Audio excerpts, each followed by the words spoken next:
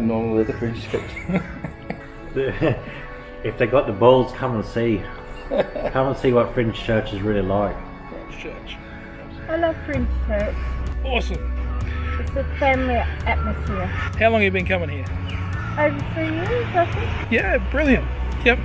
And I'll leave you alone, hey? Before you throw something at me. Yeah. Yep. It gave me responsibility when I didn't have much. Took me to the Fringe, and at first I was like, oh, a church, here we go. But it's not just a church, it's not like an ordinary church. They accept you for who you are.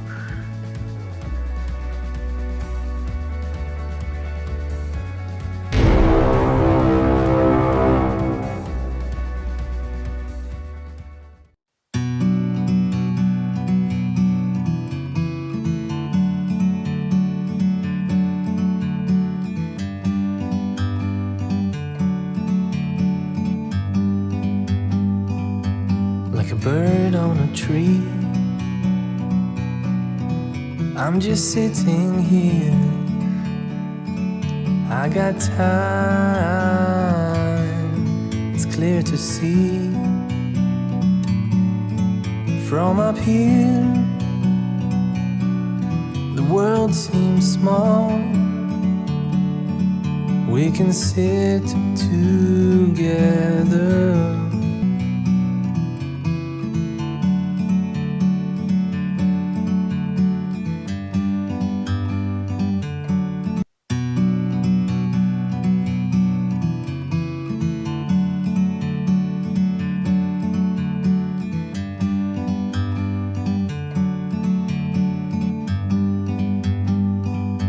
Like a bird on a tree, I'm just sitting here. I got time,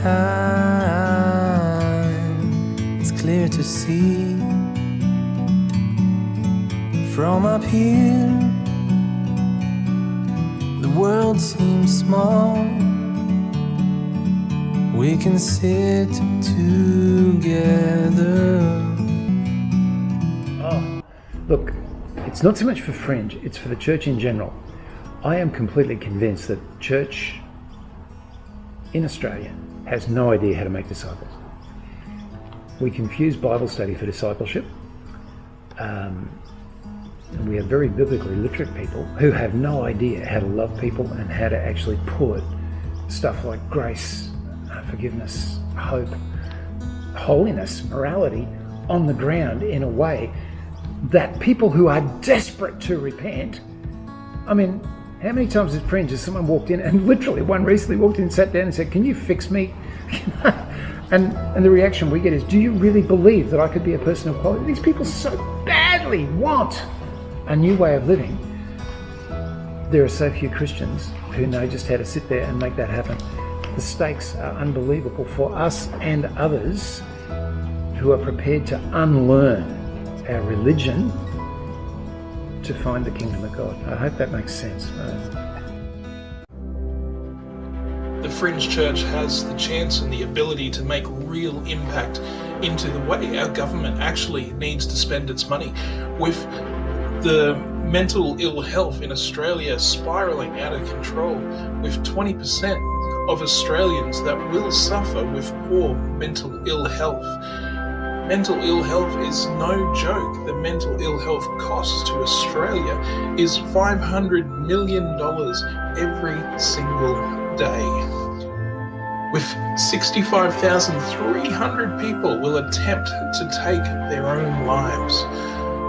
These are shocking statistics, and the death rate is forecast to increase at 13.7% over the next 5 years.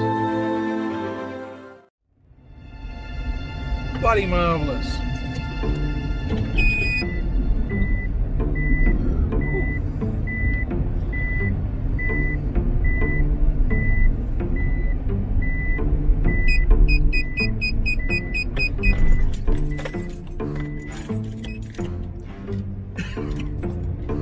Well,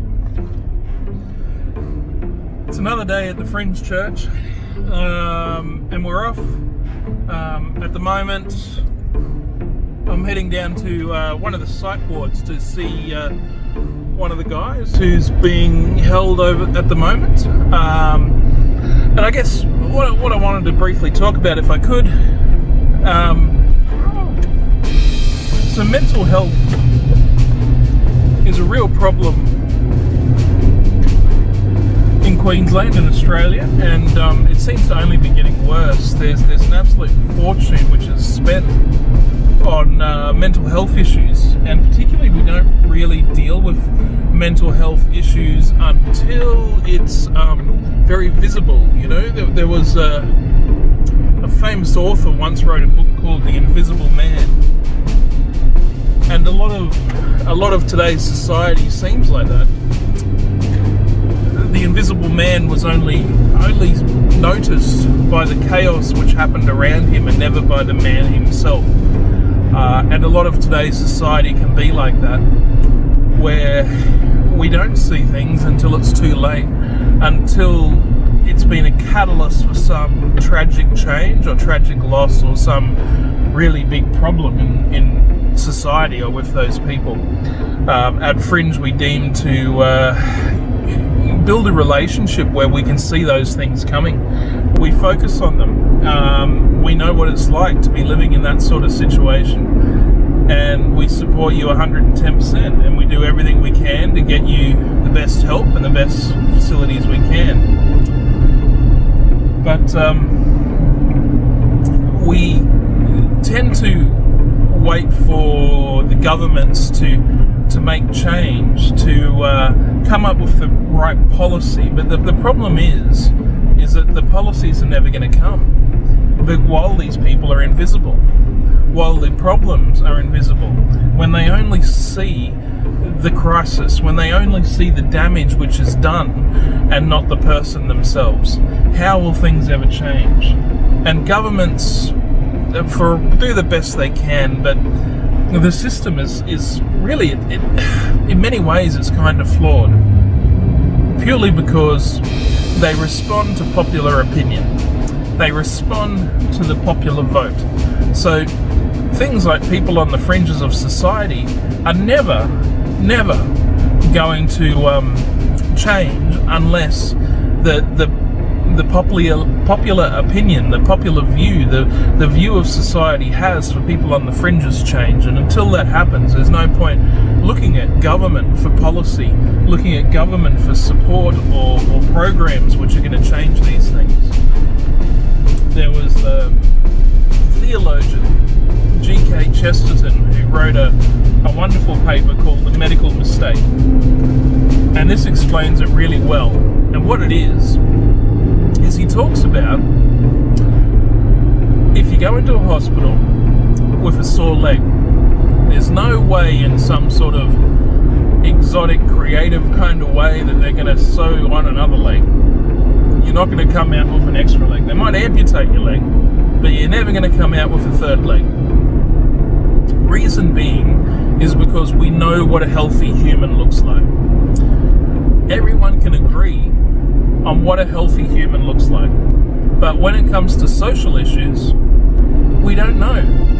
We do not have an agreed outcome on what is the best thing, on what a healthy society looks like. And until we do, there's no point, because all we're ever going to do is argue with each other, is argue with the person who was there before you and say their ideas were rubbish and mine is better. So like having the idea of the concept which we all agree on what a healthy human is, we need to be able to agree on what a healthy society is. And only then can we work together and strive for it once we're in agreement of that. And how does that change? Popular opinion. So the hardest thing we face on the Fringe Church and working with people on the fringes is that we need to change popular opinion. We need to change the opinion of the general public that these guys, these invisible men, these people who are suffering from substance abuse, who are coming out of jail, who are having problems with their mental ill health, are worthy of love, of compassion. And not only that, that when we embrace them in community, they become a functional, productive part of community. And the cost to society is then minimized. So you want to get less taxes. We need to work as a community. We need to come together and we need to change the way we see. We need to start looking at the invisible people and say, how can we help you? How can we support you? As individuals, what can we do to help you reintegrate into society and become a functional and positive role in society? One of the wonderful things at Fringe is the guys who come through our programs, who spend time with us, always want to give back. You know, there comes a point in the time where it's like, I don't really belong at Fringe anymore. I'm no longer the drug addict, the criminal, the whatever it is. I'm no longer that. I'm just a general member of society, and that's an incredible day. But all at that time, the guys, I'm so appreciative for you guys and what you've done walking with us, that I want to give back. I want to give my time to this as well, and that's how we've grown, and that's how we've gone in very short amount of time to 25,000 odd members, because everyone stays. Everyone, as they come through and they're re-entering society, want to make the change for others and see the cause and want to change the society outlook, to look at the invisible man, to find him, to help them, and not just wait for the chaos which happens around them when everything goes to shit, when everything goes wrong. Alright, well, yeah, that's it. I'll leave you to it. I'm off to the hospital to see one of our guys. Bless you and keep you. Talk soon.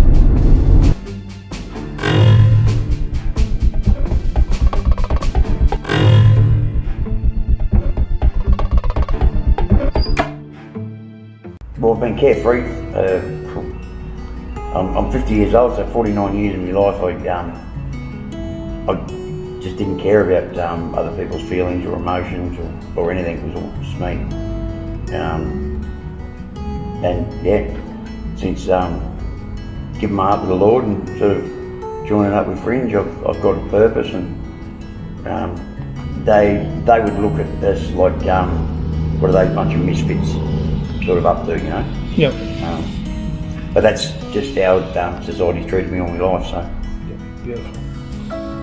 But they're my family, and even though I've moved away from Queensland, they still support me, they still ring me, they still message me to see how I am, and keep up to date with me. And I walk alongside them because they've walked alongside me, and I want to help other people because they've helped me. So yeah, the Fringe Church is where you need to go if you feel like you don't belong anywhere else, because they'll accept you. The Fringe Church has helped me become part of a family, and it's helped me to become a better man. The Fringe Church cares about people who are going through some really, really hard times. And it doesn't matter who you are, what your past is, where you've been. All that matters to the Fringe Church is where you're going for God, and that's where the difference is.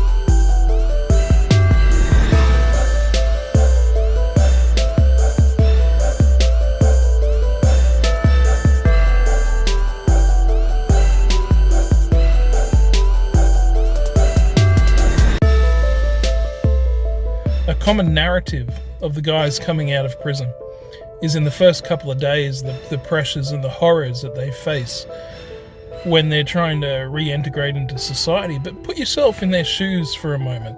So one of the things which is quite common is you're given a few $100, you might have been in there for a few years, and you get a little bit disconnected into society and how things work. And you're given time and you let out loose, your time's been served, and you reintegrate into society. That first day, you have to go to Centrelink. You have to fill out a lot of forms at Centrelink. You have to go to your parole office and check in. You have to find your housing and accommodation and get all that sorted. There is so much put on you in that first day, that first couple of days, and often that's when you need the most help. But yet, for a lot of them, they know no one on the outside. The only people they know on the outside and the only ones who will give them an opportunity to help them navigate these difficult waters. For us, sometimes it can be very difficult waters. Never mind someone who's been incarcerated for the last 6 years or so. So just imagine yourself in their shoes. You've done your time, you've come out, you need help. The only people who will pick up the phone, the only people who will talk to you or offer you help are people from the life you are trying to escape.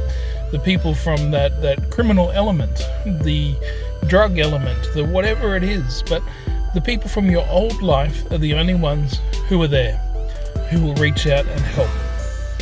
Our rate of people getting in trouble, of people going back into the incarceration system in one way, shape or form is over 50%. That is a shocking statistic. But the pressure we put on these guys when they come out and what they have to go through at the Fringe Church, and what we do is we like to smooth this out and make this as easy as possible. Give them someone who can mentor them and walk with them, who can take them and pick them up when they first come out of prison, to take them to Centrelink, parole, housing, spend the day driving them around. KFC, of course. Can't forget KFC. That's one of the stops they all want to make. But we need to get it in place. Change the way society looks at these guys, to give them the support. So when they first come out of prison, they're not left to their own devices, where the only people who know them or will give them time are the people who help get them into that situation in the first place. So is there any wonder that there's so many people who breach parole, who get into trouble, end back into the system? Over 50% of them who come out do.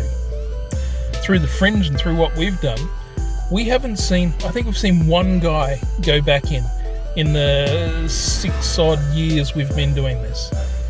So it just shows what a little simple thing like tying them into a community, giving them someone to talk to who is of reputable standing in the community, let's say, will make it such a difference. When they've got people to honestly talk to, people who believe in them, and people who are willing to help them navigate those difficult waters when you're first released. It's a very simple thing to do. It's not difficult.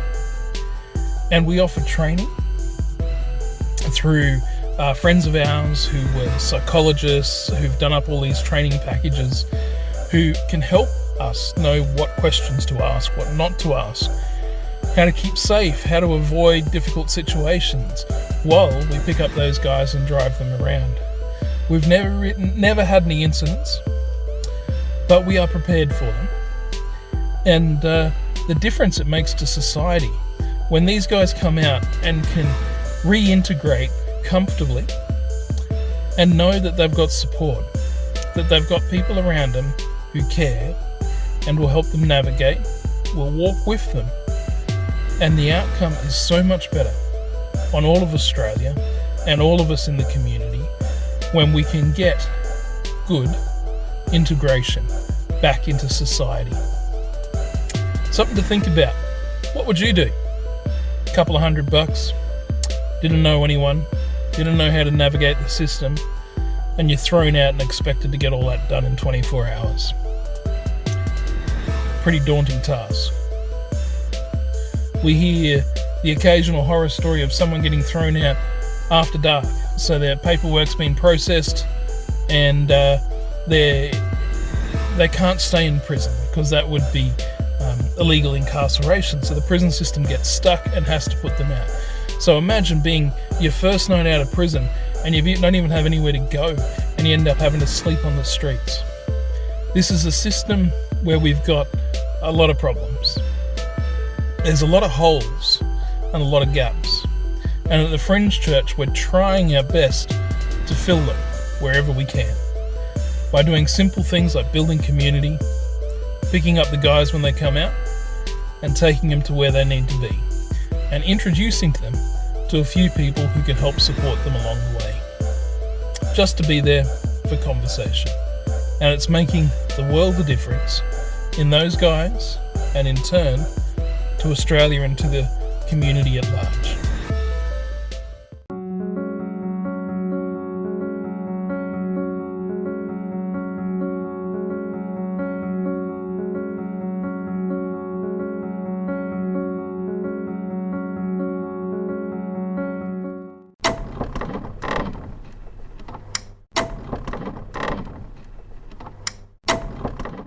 Person is learning Jesus, learning the kingdom, getting clean, starting to look for how they can contribute back in the wider community. And that's the deal, that's the thing, that's why we're there, you know?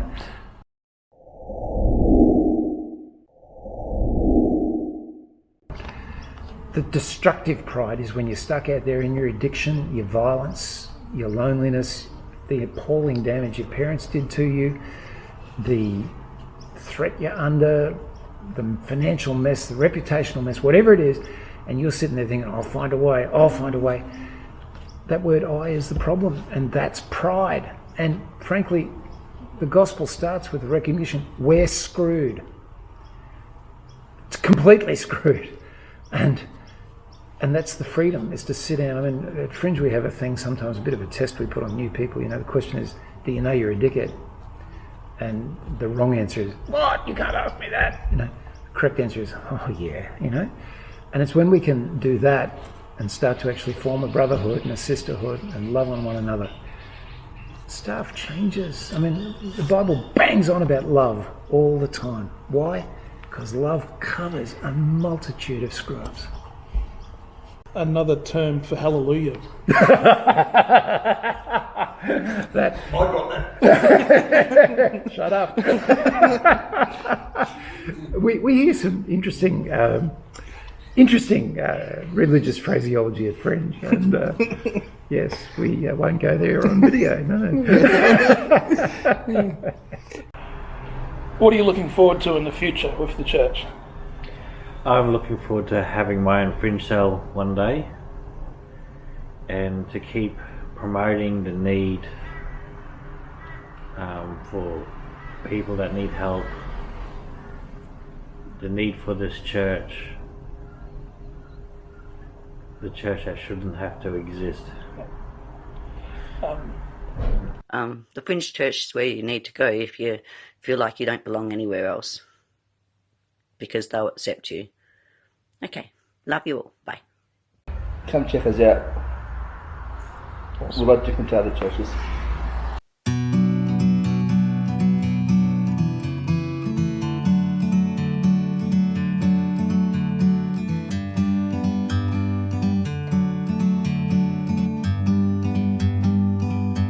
Like a bird on a tree, I'm just sitting here. I got time, it's clear to see. From up here, the world seems small. We can sit together, it's so beautiful. You and me, we meant to